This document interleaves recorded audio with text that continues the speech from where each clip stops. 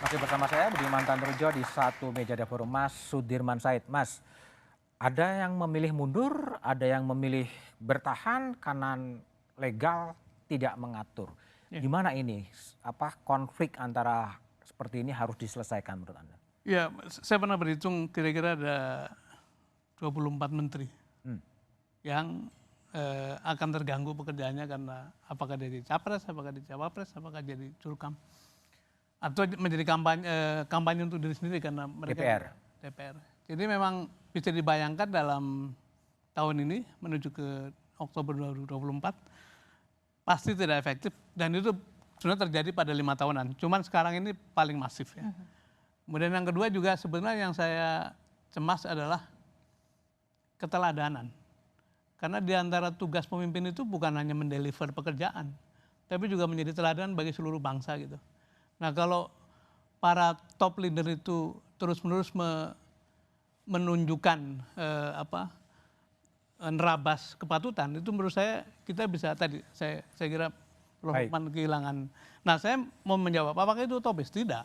Saya ini Sekjen PMI. Tidak ada kewajiban mundur sampai saya resmi ditetapkan sebagai tim kampanye. Dan saya juga komut dari Transjakarta. Saya mundur dua-duanya jauh hari. Mundur dua-duanya? Dan baik-baik saja. Okay. Jadi sebetulnya kalau mau dilakukan banyak cara dan itu akan menjadi satu sekarang lega mau lebih enak ya, menyimpan usia merdeka. Bung Habib, jadi gimana komitmen dari Pak Prabowo Gibran untuk betul-betul netral dan tidak menggunakan posisinya? Ya kalau netral tentu ya tidak menggunakan posisinya. Pak Prabowo itu nggak ada sejarah kecurangan. Mulai 2009, 2012 ketika mencalonkan Pak Jokowi, 2014, 2019 yang ada disebut orang dicurangi. Ya, itu satu komitmen moral. Tapi kalau soal kepantasan itu kan akan menjadi sangat subjektif. Mohon maaf, Mbak Ida Fauziah menteri bukan Pak ya? Menteri. Ida Fauziah, sorry ya, menteri. Ya kan dari PKB yang mendukung Amin. Standar etika, standar kepantasan Mbak Ida Fauziah dengan yang dipegang oleh senior saya Pak Sudirman Said, apakah sama gitu kan? Belum tentu. Saya di sini juga ingin bisa memahami mungkin yang dipahami oleh Mbak Ida Fauziah bahwa memang dia diberikan amanah ya, kepercayaan dia harus menjalankan tugasnya. Tetapi kan yang paling menggelitik pertanyaan saya, konstitusi kita kan kembali lagi mengatur presiden boleh maju kok. Orang yang paling powerful, paling pegang kekuasaan, ya boleh maju kembali sebagai presiden incumbent kok, gitu loh. Nah inilah salah satu yang menjadi pertimbangan kalau saya sempat baca, ya putusan Mahkamah Konstitusi yang membolehkan menteri maju banyak. Jadi boleh. putusan itu jangan dianggap sebagai sesuatu yang hasil secara pragmatis. Baik. Seburuk apapun putusan Mahkamah Konstitusi harus ada pertimbangannya, bukan pertimbangan, ada pertimbangannya. Ya. Perkara kita setuju atau tidak lah, itu yang ada. Baik, Bang Todung. Jadi gimana? Jadi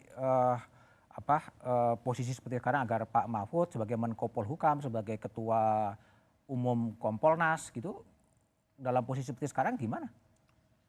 Yang pasti kan sebagai Menko Polhukam dia sudah mengajukan permohonan cuti. Iya, cukup cuti menurut Anda? Ya tentu tidak cukup. Kalau saya pribadi ya, saya ingin melihat ya apa yang dilakukan oleh Bung Sudirman Said itu sebagai satu teladan. Tapi kan rule-nya masih memungkinkan itu. Nah, karena aturannya masih memungkinkan itu, dia masih bisa melakukan ya menjadi cawapres dan melakukan kampanye ya untuk kepentingan dia dan kepentingan partainya dan untuk kepentingan rakyat Indonesia. Nah, persoalannya adalah pengawasan. Pengawasan ini kata kunci gitu. Bawaslu ya, KPU dan semua lembaga-lembaga penyelenggara pemilu itu betul-betul mesti efektif. Nah, kita tidak punya pemantau yang sangat masif seperti tahun 1999 ketika kita punya Anvel. Waktu saya memimpin Anvel dulu kita punya 100.000 lebih pemantau. Nah, kita juga tidak bisa mengharapkan pemantau dari luar negeri untuk datang sekarang ini. Itu agak sulit mendapatkan itu. Jadi ini kata kuncinya dan menurut saya ya pengawasan ini kalau tidak efektif akan banyak kecurangan. Baik.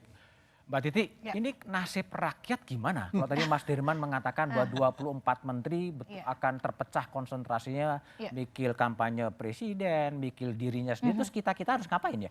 Iya, bedanya di antara 3 pasangan calon ini walaupun mereka mengawal dan ingin memastikan tidak ada kecurangan, tapi kan tetap saja ada kepentingan elektoral di situ.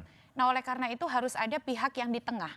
Makanya saya selalu bilang dan kami mengkonsolidasi diri di antara masyarakat sipil, kita pun harus melakukan aktivisme yang sama. Jadi aktivisme hukum untuk mengawal proses, membangun sel-sel untuk saling memproteksi, untuk berani juga ikut melaporkan. Dan yang kedua adalah membangun gerakan sosial tadi. Bagaimana untuk terus bersuara di tengah misalnya kemampuan teknologi, media sosial dan lain sebagainya. Dan yang terpenting Mas Budiman adalah media.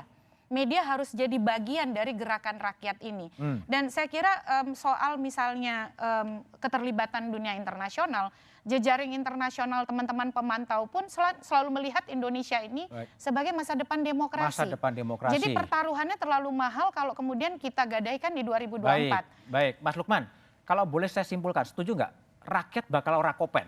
Karena semua menterinya sibuk kampanye pilpres dan orakopen itu maksudnya nggak terurus. Nggak terurus. Iya. Gimana? Iya bisa jadi dan itu yang menakutkan kita semua.